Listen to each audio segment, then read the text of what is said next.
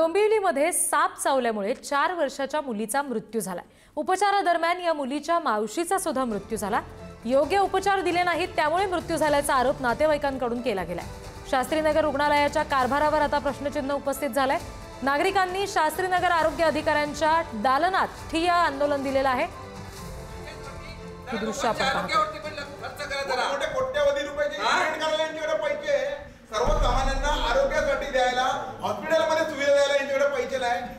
उपचारादरम्यान एका मुलीचा आणि तिच्या मावशीचा सुद्धा मृत्यू झाला।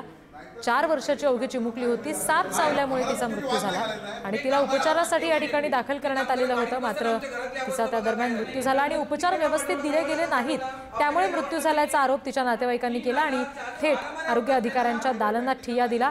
पुन्हा एकदा शास्त्रीनगर रुग्णालय हे आता वादात सापडलेलं आहे।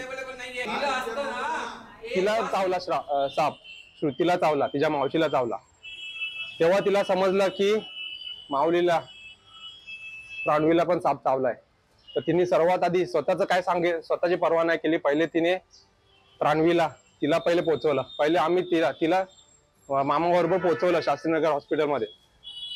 त्यानंतर तिच्या भावाने, मावशीच्या भावाने तिला सगळ्यांना सांगितलं की हिला पण चावलाय, तेव्हा ते घेऊन गेले। दुर्दैवी त्यातली जी 4.5 वर्षाची मुलगी होती ती हॉस्पिटलच्या गेटवरती तिने आपली प्राणज्योत मावळली तिची।